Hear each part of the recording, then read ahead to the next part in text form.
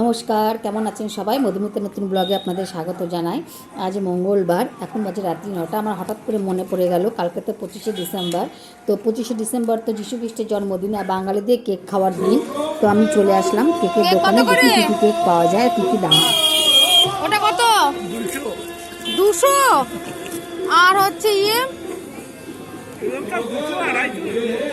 কমের মধ্যে কি আছে? 150। এটা 150।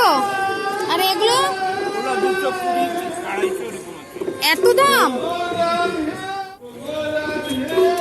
এটা 100 টাকা। এগুলো ভালো হবে?